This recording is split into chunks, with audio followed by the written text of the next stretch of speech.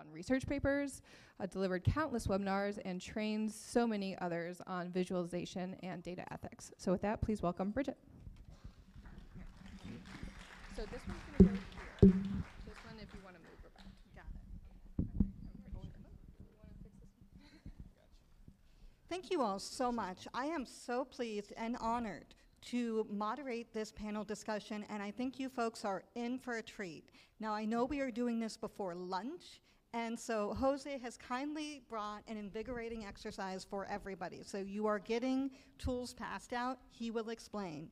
Without further ado, I would love to introduce you to our three panelists. Langi Poiva is an award-winning Samoan climate journalist and scholar. She covers climate in Pacific Islands for The Guardian, and she was an inaugural climate collaborator editor of the Associated Press, and she now leads the Indigenous climate journalism at New Narratives. This is a great initiative, and you should absolutely check it out. She's also the chiefess from the island of Savaii. Jose Duarte is going to be our next speaker after her, and he is a Colombian designer and founder of Easy Data Viz, and handmade data visualization toolkit. You have an example right at your hands, folks. Very exciting. Since 2009, his work has been about exploring the relationship between data and citizens in South America through playful, participatory data interventions. We're going to do a data intervention today, so you'll actually see how he sparks meaningful conversations, because we're going to do this exercise together. We'll end with Carney Clears, who is an information designer, artist, and musician based out of Washington, D.C. He's the creative director at Graphicacy, an award-winning data viz design and engineering studio that partners with mission-driven organizations. We'll see an example of his work. Carney has over 2 decades of translating complex topics into compelling, visually driven narrative stories, and in 2019 received his master's degree. Get this, folks, he covered punk. So really exciting where he blended his 2 disciplines. So we'll learn more about that as well. Without further ado, I would love to bring the panelists to the stage, and then I will turn over the mic to Langi Poiva.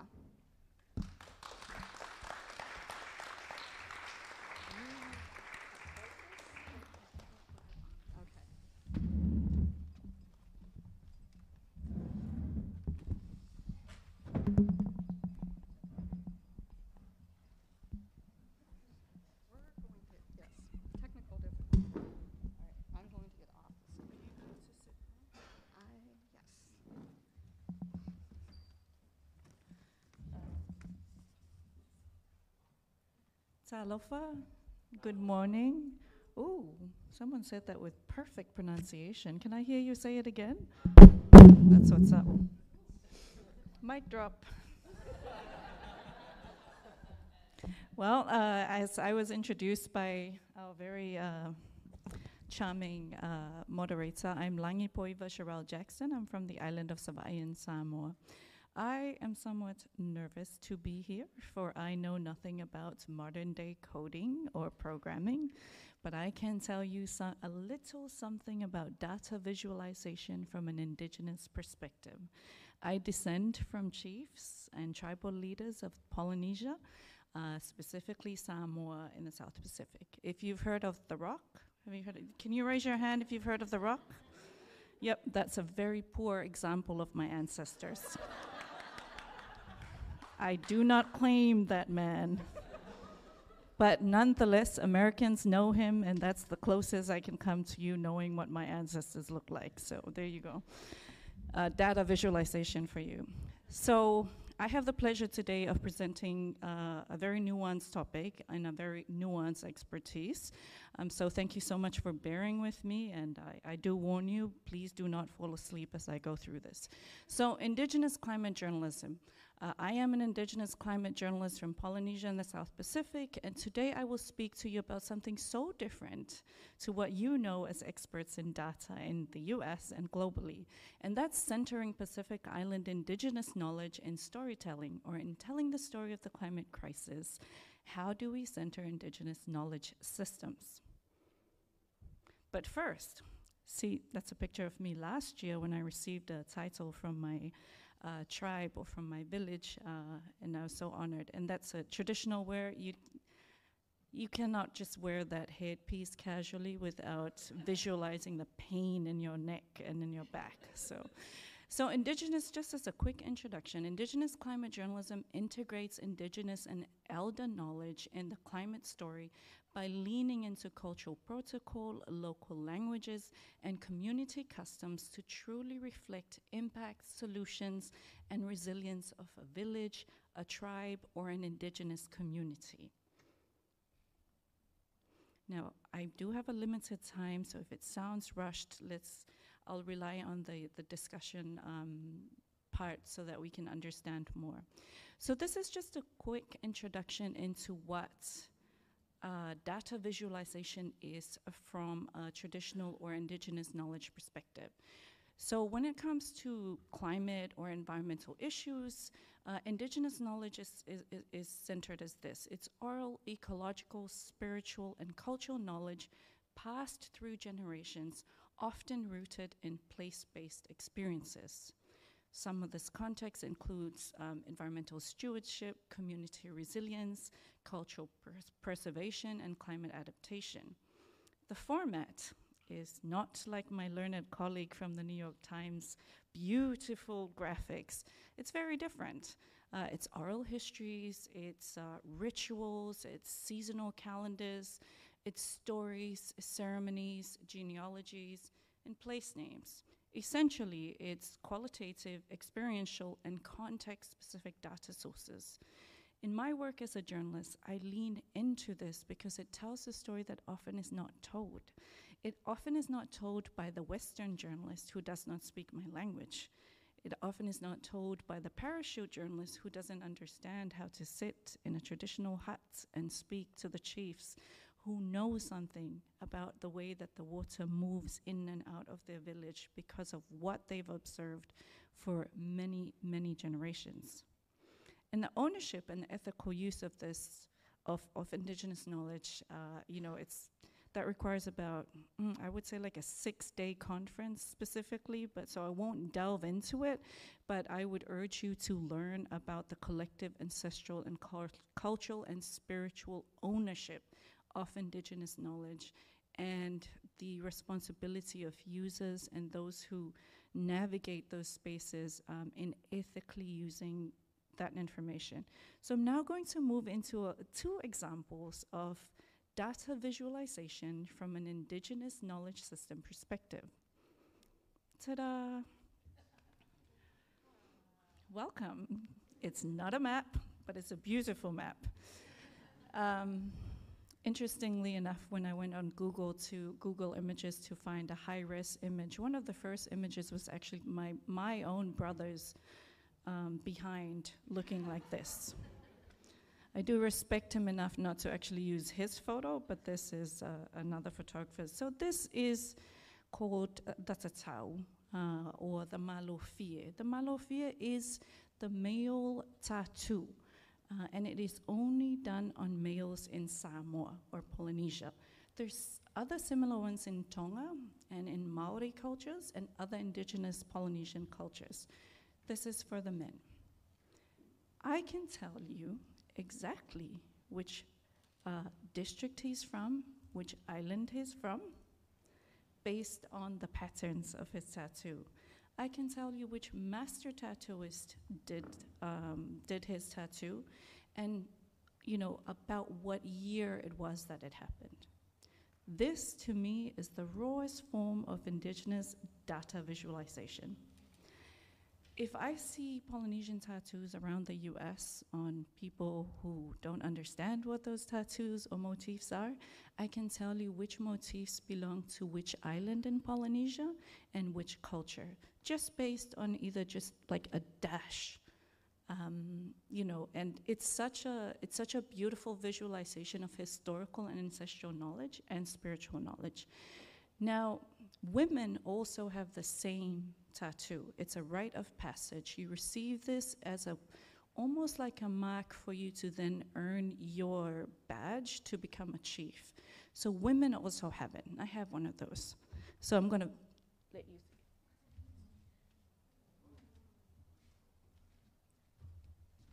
Thankfully, it's not as intense as this dude's one. His takes 24 hours, mine only takes 6 hours to make. And again, we have these markings based on our ancestral lineage and also what we can pass on. My late mother is a high chief. She had her own designs based on master tattooers who had passed.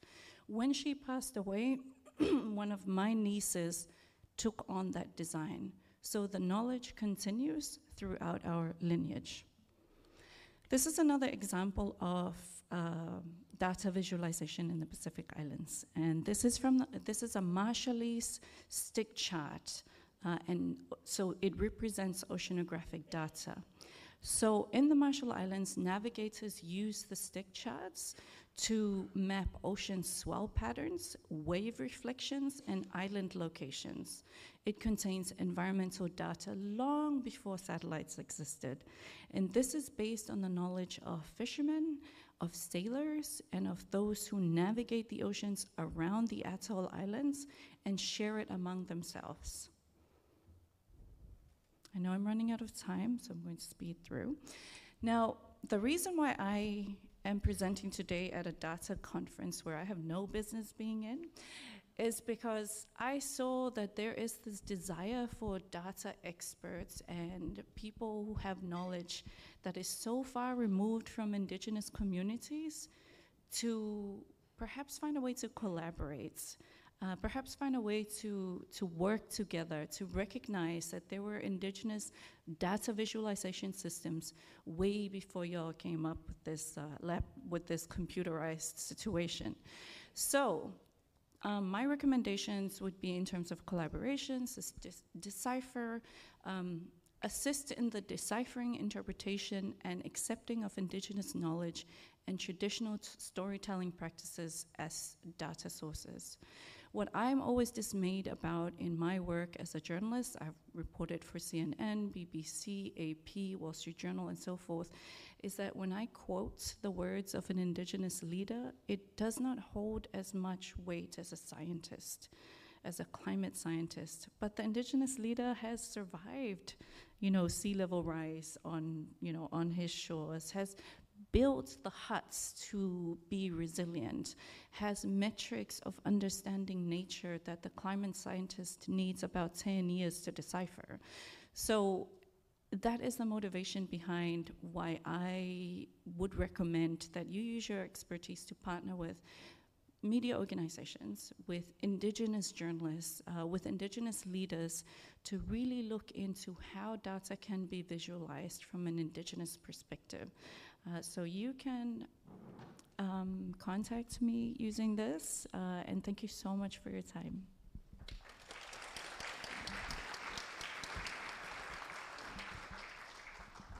As we transition speakers, I'll go ahead and ask Nani Poiva one more question, and that is that you had to learn to put yourself into the picture. You had to start taking and finding your voice to put out, and I'd like to ask you a little bit about that experience, if you can tell me what that was like.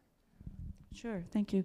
So in journalism, so we have a few people who have been journalists or work in the media, that you are not and should never be part of the story. Using I in a story is not standard.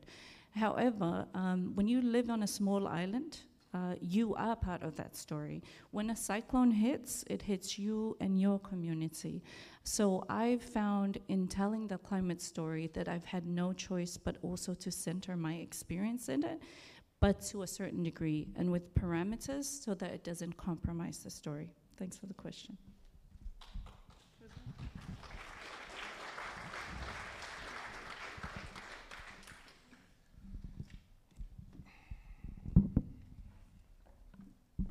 Hi. So let me go straight to the point. Some of you have these little devices, so I'm going to ask you a couple of questions about Latin America and how we work with data there, about the conditions to work with data there. And I hope I can show you a little bit of those conditions. So to answer the question, you only have to turn this device like this. I know not all of you have it, but the ones that have it, please help me with the activity. So the first question is, what percentage of people you think have access, direct access to internet in Latin America? What percentage of people? So please help me answer that question. So it's like 45%, 75, 50%, 25%, like 75%. So the answer here is 53% of people have direct access to internet in Latin America. What does it mean? It means that if you are a public organization that want to share data with the communities, with the whole country, you can't use only a digital approach. You have to find another ways to take the data there to the communities. So the second question is, what percentage of people you think have access to DANE last year? Have access to DANE. DANE is like the organization that the department, the National Department of the Statistics in Colombia. So what percentage of people you think access to DANE the last year of the population in Colombia? What do you think?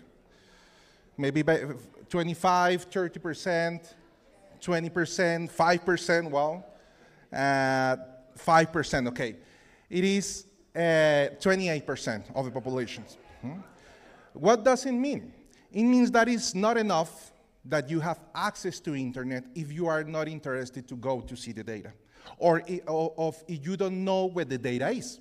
So sometimes organizations are waiting to the people go to the web page and look for the data they are producing. But that is not a real thing. That is not happening. So what is the last question?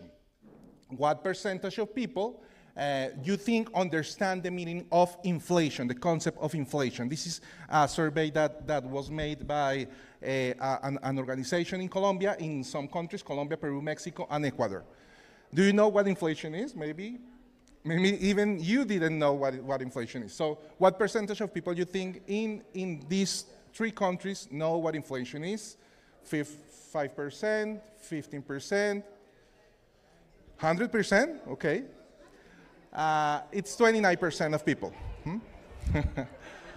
So what it means? It means that it's not enough to have access to internet or even to know what the information is if you don't know how to use that information, or if you don't understand in the first place the information you are consuming, right?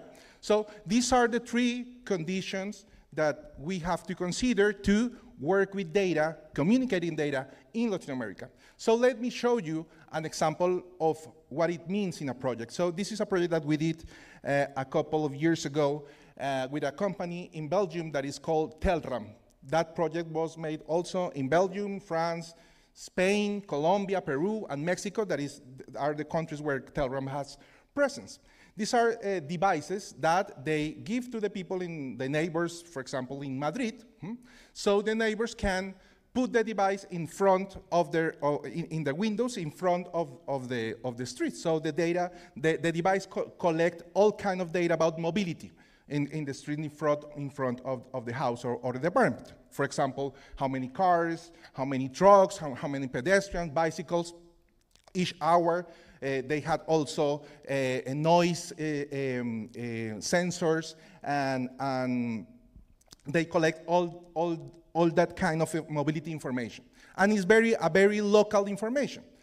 At the end, they show the information that are collecting in a web page that looks something like this. So they call us because people weren't access to this information because of that three conditions.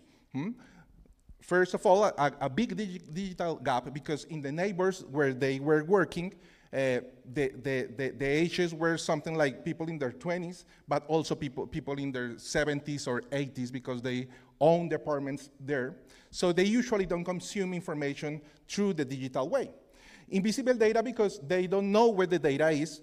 First of all, they even didn't know that data exists and that data could be helpful for them to make better decisions on mobility in the neighbors, and also low data literacy. So they call us, and what we did was to work with the community to try to solve the challenge here, that was, how can we make the community not just understand the data, but try to use that data to make better decisions, even to push public policies in the neighborhoods. So this was the first session. We worked with the community. We tried to understand what kind of data they wanted to share, what kind of data they were collecting through the devices.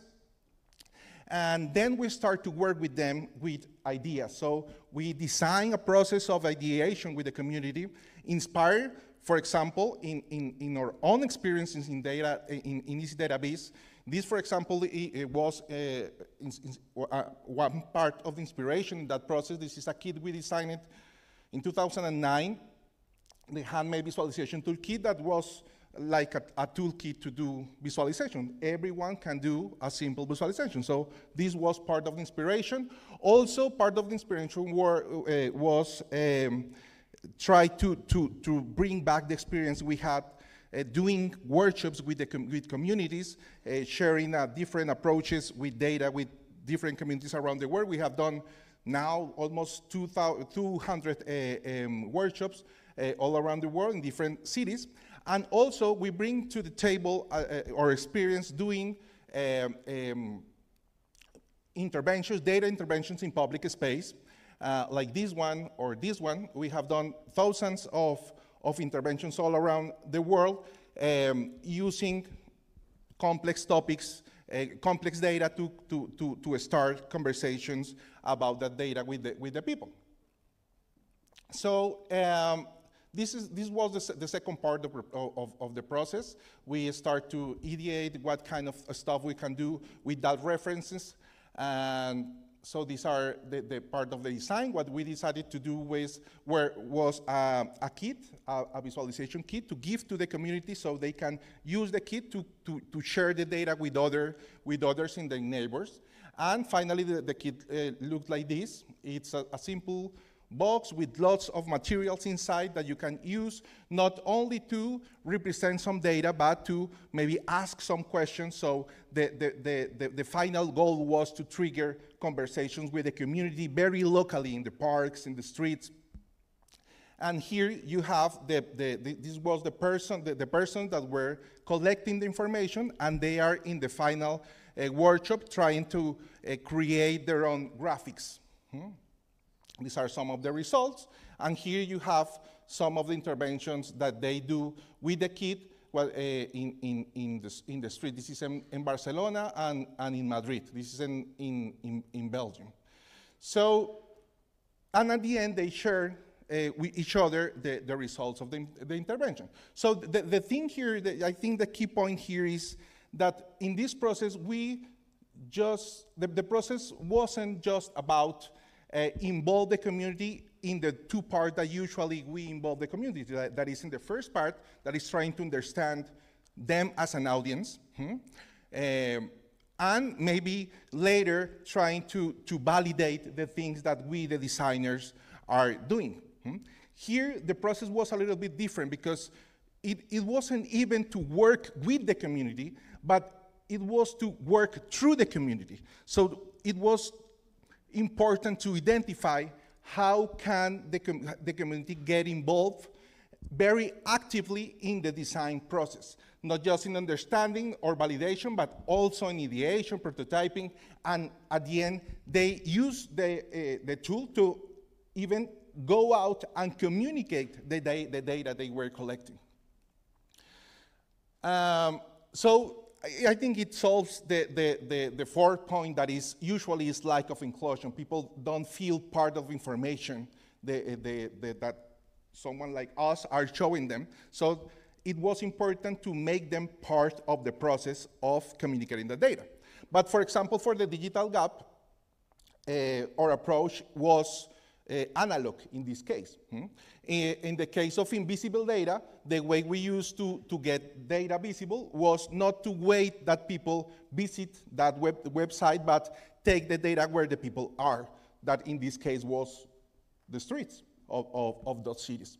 And we also worked the low data literacy, in this case, through not just the physicalization of data, but using a playful approach. So to close my intervention, I think this chart or this diagram resumes what I just told you. what we do is try to explore the relationship between data and citizens from a playful approach that usually took place in public space and aims to trigger meaningful information with that data. And as we transition speakers, can I ask you about your manifesto? You have a manifesto for this design process. Yes, I want to show a couple of projects where we use the same thing, the same structure. This was a project that we did in Panama. It's the same structure. We involved the community to communicate, in this case, data about waste in Panama with a little challenge with the people. And here, we did a project we used the same methodology to share a couple of data about inflation. And to answer your question, at the end, we think this is kind of a manifesto that aims or work in a world full of digital gaps. Our approach or data should be analog. In a world of invisible data, we should take the data outside, take the data where the people are. In a world with low data literacy, we have to use the playful approach and narratives. And the last one, in a non-inclusive world, it's a huge opportunity to design participatory data experiences, work with the people, or work through the people, not just for the people, or for inform the people. Thank you very much.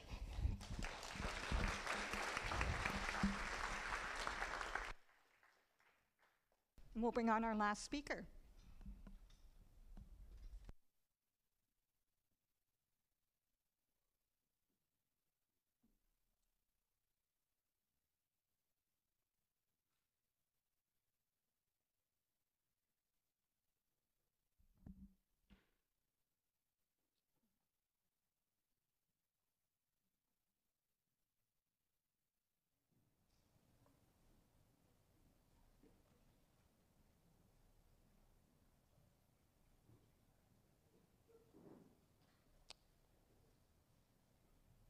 Sorry, it's not mirrored.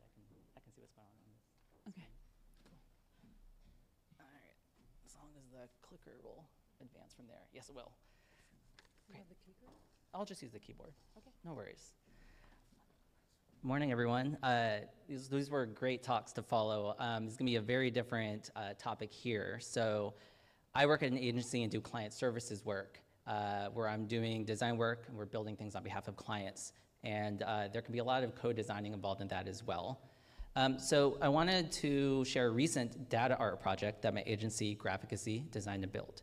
I was the lead designer on it. It was a really unique project for me as I had the challenge of trying to bring someone else's vision to life. With traditional data viz, there's often a somewhat objective side to it. Typically, the unstated goal is designing the most optimal chart that communicates the data as clearly as possible. But with data art projects, all the choices around how we encode the data tend to be fairly subjective. And a lot of times those projects are self-driven. Someone has a personal passion project that they're bringing to life through data art. So my challenge here is to channel someone else's voice, someone else's vision through my creative expertise. There's a secondary challenge where I'm a designer who does not code. So once we landed on a shared vision with a client, I then needed help from an engineer to execute on that vision. So let's start with taking a look at where the project ended up. So the client for this project is the Candida Fund. They are a foundation whose founder began anonymously donating her personal wealth around 30 years ago. She supported mostly small organizations that tackled the most challenging issues of our time, from climate change and land conservation to girls' rights and gun violence prevention. At the end of 2023, the Candida Fund wrapped up their 3 decades of giving and more than $1 billion of grant making. To celebrate that milestone, they commissioned a data art project, coming to the table with no preconceived notions of what that final product would look like. My agency, Graphicacy, spent 9 months building this multi-sensory experience that we ended up calling From Seeds to Harvest. So you'll get a chance to take a look at this in your computer or phone after this. That also has some sound design work we did, which you won't see today. So let's rewind and take a look at the process for how we got here. So basically, any project that we're going to launch in browser is going to go through these steps: discovery, design, build, and launch. After doing a number of these projects, the more that we followed too linear a process with a clear handoff, sort of like took a relay style approach, the more we found that there's opportunities for misunderstandings and for a divergence in a shared vision to creep in that kind of handoff from client to designer, designer to engineer.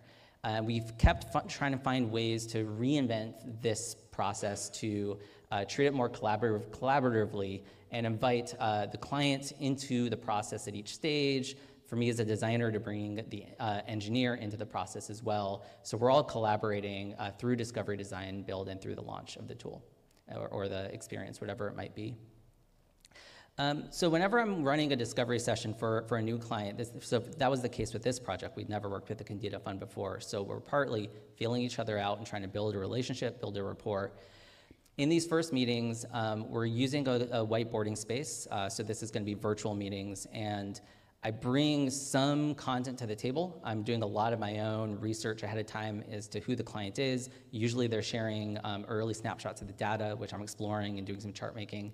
I'm bringing my own questions to the table. I have this whole laundry list of things I might be asking.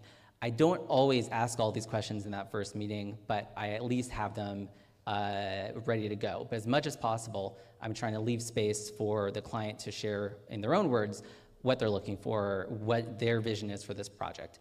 So themes will start emerging in that very first conversation. You just have to allow room for them to emerge. And what you're seeing here is just some of the capturing of the whiteboards of notes that were taken live during these early meetings. We're also taking a look at some of the early chart making just to see what's in the data. From here, we're pivoting into the next stage. We're still sort of in discovery, also pivoting into design. This next workshop is all about exploring what the options are going to be for a project like this. So rather than presenting design concepts in a vacuum, I try to lay out what are going to be the various decision points that would need to be made on a project that's meant to live in browser or a digital experience people are experiencing on their phones or on their computers. So each of these steps, it's a moment for making intentional choices, creative decisions, but you don't necessarily need to tackle all of these all at the same time. There is a bit of a flow where certain choices are upstream or downstream from other choices. So we don't need to worry too much about the specific chart types or interaction methods at this stage. The earlier stages of the project, let's focus more on what kind of visual metaphor might be useful to tell the story we want to tell and what the overall structure of that visualization is. For Candida Fund, they had not commissioned a data viz or a data art project before. They didn't really know what the possibilities were. So a lot of these early meetings were about education and about creating a shared vocabulary. So when I am presenting design concepts, there's at least a shared set of terms that we're able to use to be able to have conversations about them. We were able to decide pretty quickly that this should be a digital product, that's something that could be shared more widely. And so from there, we went through each of these and really explored what these options are.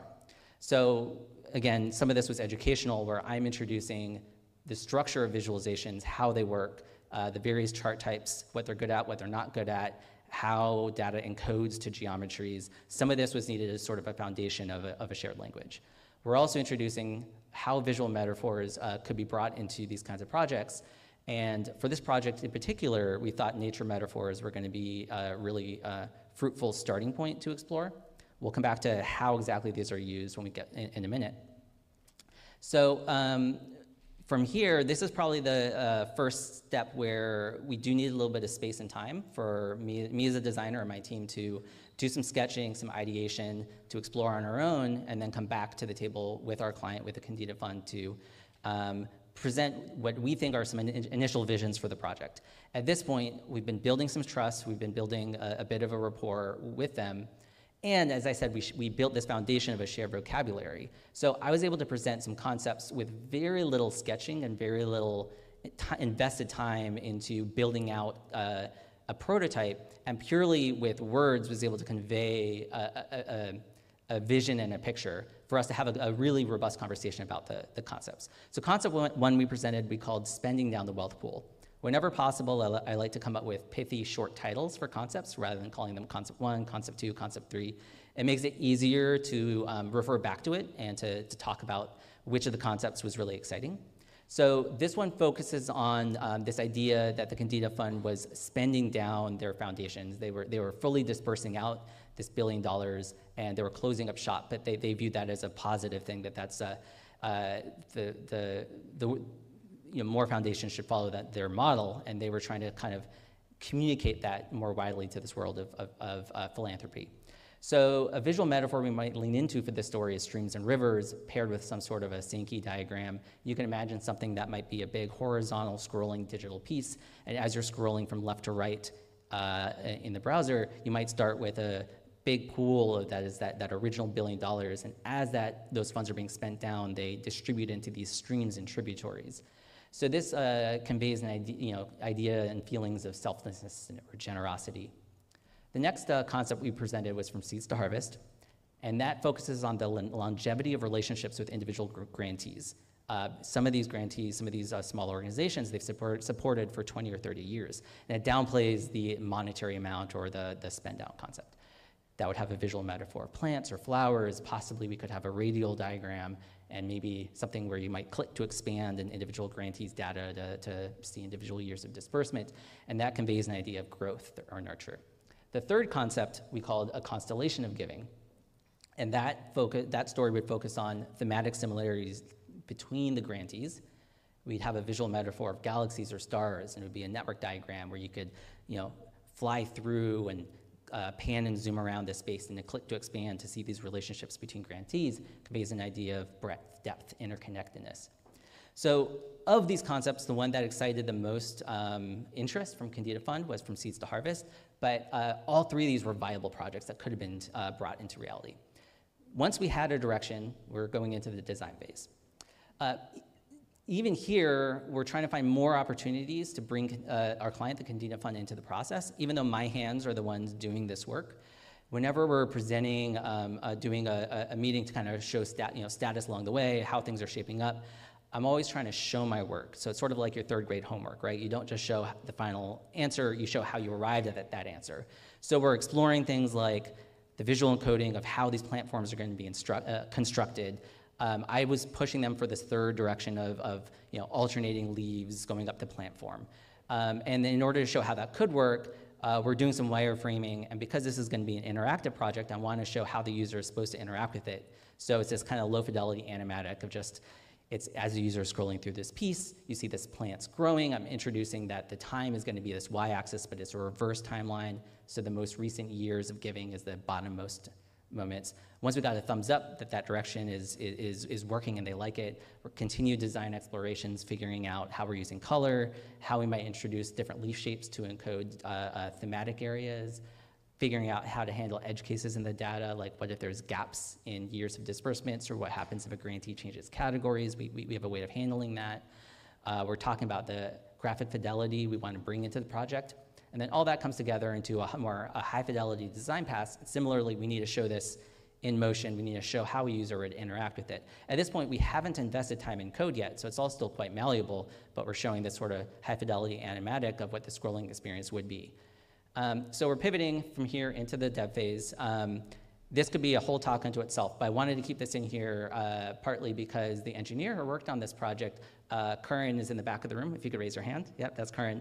If you have any questions about the process of the actual coding work to bring this to life, please ask them during lunch.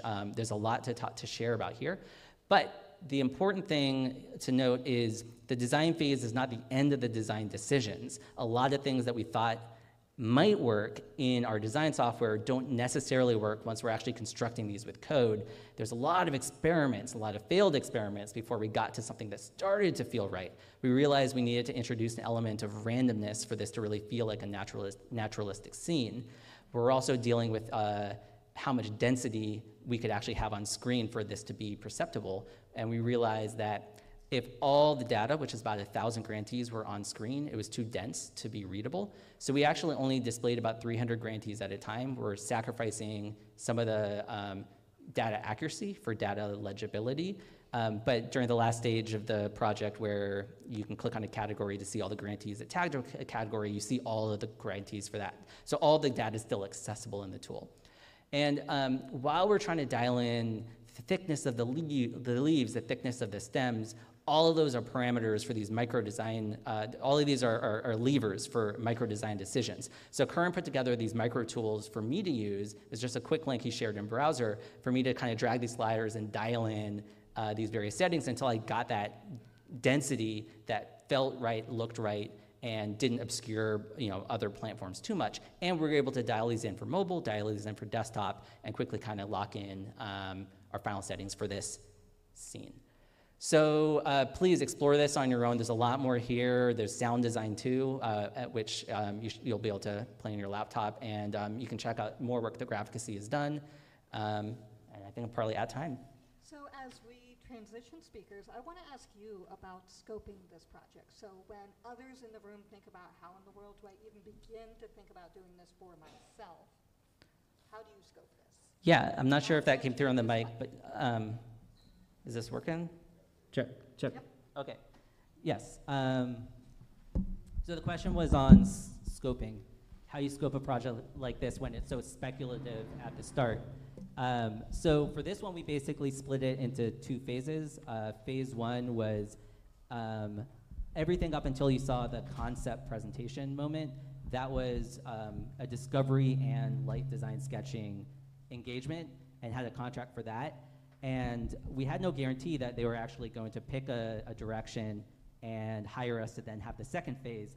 But we were able to build a sense of excitement of the possibilities of what the project could be, that once they picked that from seeds to harvest direction, and we had a sense of what we needed to build and what it could turn into, we then scoped out the design and engineering that would be needed to execute on that vision and gave a second proposal for that second project. Thank you very much. So as we start transitioning towards our discussion, I want to initially point this first to Longy.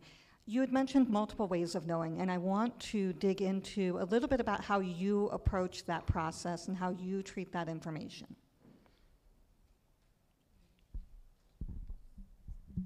Thank you.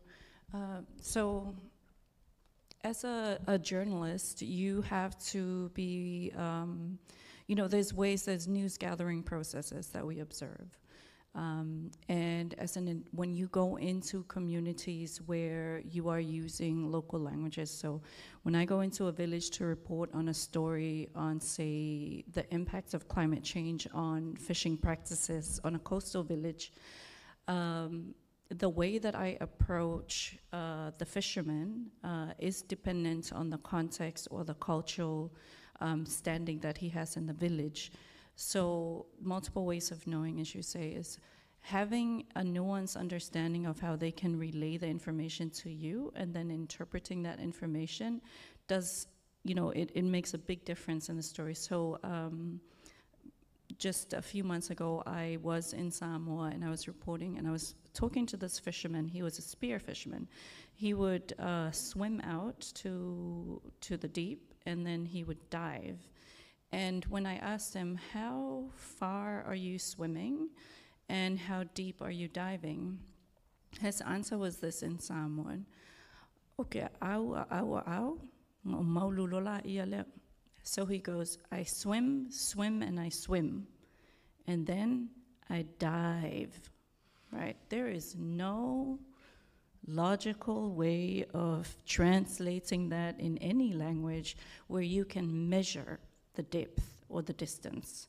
But I know, based on my experience as a child growing up in Samoa on this island, that when you say, I swim, based on how fast he said swim, I can tell you it's between 1 to 5 meters. So, based on what he said, I deduced that it was about 15 meters that he swam out, and then he went down taking about 10 to 15 meters down as well. So those are like multiple ways of knowing. So I was only able to interpret that data based on the fact that I understand the language, I understand the nuanced way of him saying it, and then I had sort of like there's a leeway. So how do you use this? You use it responsibly, but also know that there is a margin of error and that it's not yours to give or to extract or to utilize as you see fit in other purposes. And Jose, you have similar overlap here, and that's a part of potentially why I think you play with modalities so much. I mean, you are taking your work right to the street. It's paper, it's on the sewers. It is where the people are. So can you talk to me a little bit about your approach to multiple ways of knowing, but also bringing in that modality piece? Multimodality piece? Yes. Yes. Yes. You are using every medium possible. I cannot iterate this enough. Yes, thank you for the question. It's important to recognize when we do an intervention in public space, I know it looks great and it seems like a good experience to have a conversation triggered by data in public space, but it's important also to understand the limitations of that. Usually when people interact in public space with data, answer questions, have a conversation, it takes something like between 3 and 5 minutes of conversation. So in one iteration that it's like 4 hours of have that intervention, we can speak with 100 people, for example.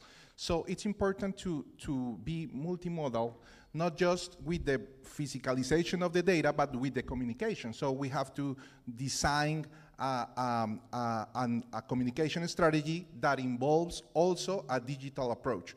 So you can push the analog experience in the digital world. So that could be also a way to understand the multimodality in the communication of data. Yeah. And Carney, your translational tool has really been metaphor. You've been finding very tactile things. You showed a lot of images of the metaphors you leaned on. That is, to me, a translational tool. Can you talk to me a little bit about those translational exercises you used with clients? Because I know a lot of folks in the room are like, yes, this is nice, but how do I do this? And you've done it. Yeah. And build. Yes. The thing that the challenge I'm actually trying to figure out now is I worked as a designer in a designer seat for many, many years. These days, I'm a designer, but I'm also a manager. I'm managing designers on my team and bigger collaborative projects, and I'm trying to figure out how to kind of systematize these processes. And it's very difficult to do so because so much of it is intuition-based, and I bring a lot of my own kind of quick thinking, intuition-based pivoting in conversations with clients that it takes time to sort of develop a feel for that, and you do that by doing enough of these kinds of projects, right? But finding some sort of a metaphor or something to put something in tangible terms is applicable on almost any kind of project. So we don't do a lot of data art projects. A lot of them are going to be more practical data viz projects. And I think there's almost always an opportunity to put some elements in the chart or near a chart that translates the number into something that is in more tangible or human terms. And that's something we're always looking for opportunities to do. So even the previous place I worked at World Resources Institute, I was in-house as a designer trying to translate research findings from scientists, and that was what it was all about. It's the charts would be going into academic publications, but then I'm working with a comms team to try to find some outputs from that might be more shareable to audiences that are outside the research community, and you have to make them care about it. And you'll usually need some sort of a hook or a metaphor or something to pin it to in human terms for the data to be meaningful. And I'm going to pick on you a little bit because you said a couple words that are really important to me. One is translation, but the second is hook. And you're a musician. Hooks are really important. So talk to me a little bit about how music is also maybe potentially a metaphor. Yeah. So that's my second kind of sidetrack hobby is I'm a musician. I've played in bands. That's collaborative work. The craft of making a song with a bunch of humans in a room in a band is not dissimilar to this trying to co-create a project like this with multiple players. But there's very much an intuition element involved with songwriting too, and when it when you find that hook or that chorus, you just know it, right? You iterate a lot, you try a lot of things, and sometimes the elements fall into place. And like when I'm putting on my designer hat on, it's the same kind of a thing where there's an intuition-based approach of looking at 20, 30 things we've sketched, but it's like, that's the one that there's something there that is gonna grab audiences because it's grabbing me. It's very hard to articulate like how to hone that skill, but it's, I think some of the, collaborative, creative expression I did as a musician in high school and college, those skills are translatable, and I'm tapping into that still these days. And because we're on the subject of intuition and this kind of internal knowing, Longi, I'm going to point this at you again a little bit. You already mentioned it, just with the language and being able to work between the two languages. Tell me a little bit about how you're bringing intuition in. We've covered a little bit how you were uncomfortable and you had to bring yourself in. I want to lean into a little bit of that intuition side and talk to me about how that plays a role in your work. Sure. So the nuances of reporting on the climate crisis in communities in the global south really requires that intuition. I'll point to a good example. Recently I was in Tuvalu reporting on climate mobility for The Guardian. And when you plan an assignment from the US or in a US city, you tend to have a schedule of where you're going and who you're seeing. When you go to an atoll nation where it's a strip of island and the only thing that exists in that time is what they determine to be important for that moment, the schedule of the journalist that's flying in that week has no bearing on them. So the intuition piece is understanding the cultural nuances as it relates to priorities, to prioritizing who they speak to and how. So this is just a practical example, to get the Prime Minister to speak to me, I had to talk to a friend of his wife, whose daughter was in the same class as the little boy I was interviewing. It's community knowledge, but it is, using your intuition as to how you will get that story. In terms of cultural and traditional knowledge, intuition is built into ancestral and spiritual knowledge. That sort of thing you don't learn in a classroom, and I can't actually define it for you, other than as soon as a baby is born in Polynesia or in Samoa, they start hearing the sounds and feeling things that then becomes part of that knowledge sharing and that knowledge holding that we have that then that is then passed on. And that's that kind of cultural training. Now, Jose, one of the things that you do is you recognize you're using language, you're using play. So you're taking that intuition, to me, and activating it. You're saying, I know that information's out there. I know people have it and they want to share it, and you're soliciting it. So tell me about play and how integral it is to your process, and maybe some tips for the folks out here. So the first thing we do is to have a physical approach. That's in part because I'm an industrial designer. That's my formation, academic formation.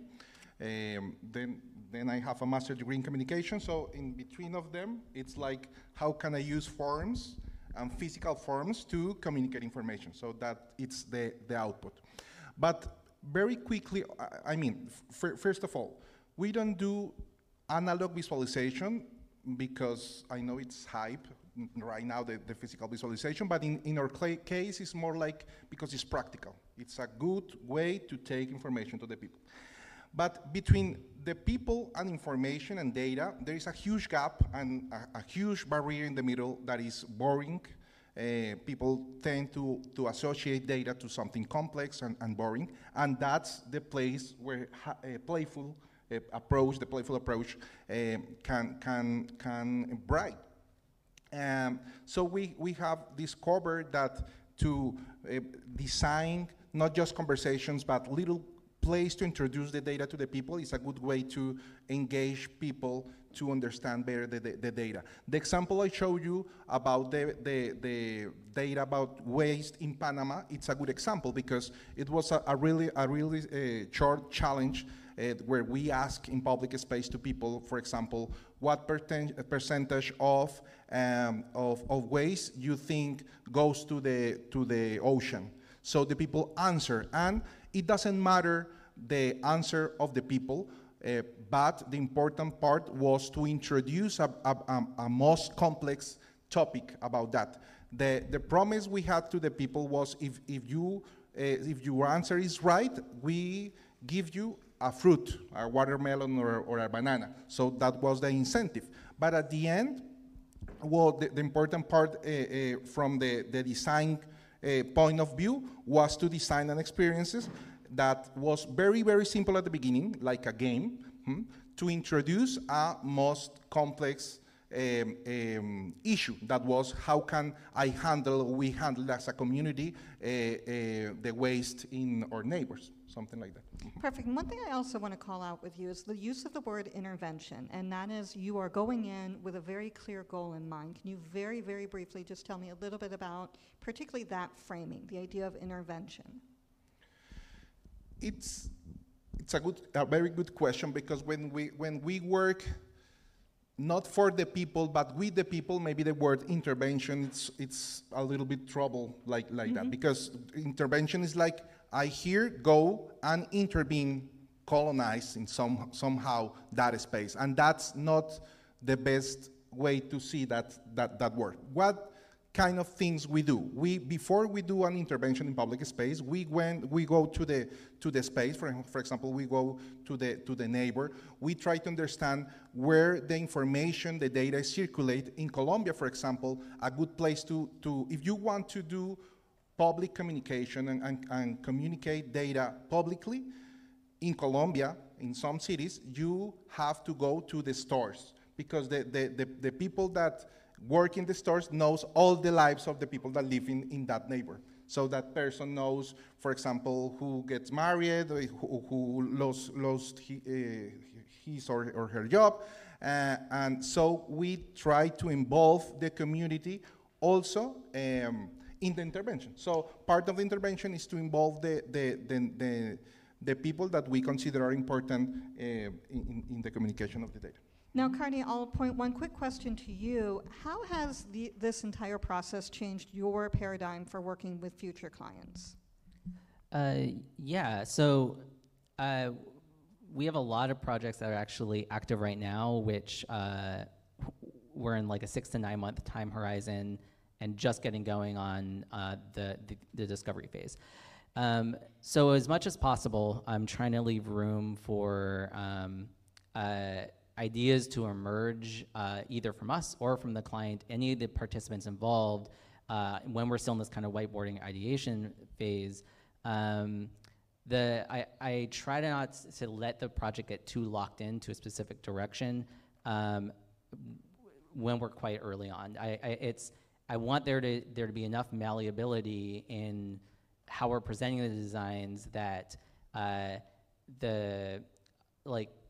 everyone still has an opportunity to shape the vision.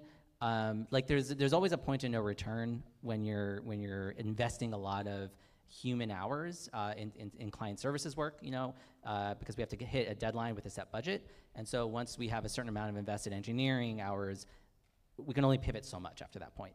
And so that's been the challenge. We've been finding ways to kind of push the limits of how malleable we can make it to how late in the process before we're sort of locked into a direction, to make sure that we really have buy-in that this direction is we're the most excited about, the client's the most excited about. We think it's going to be have the most impact for the readers who are going to be receiving this at the end.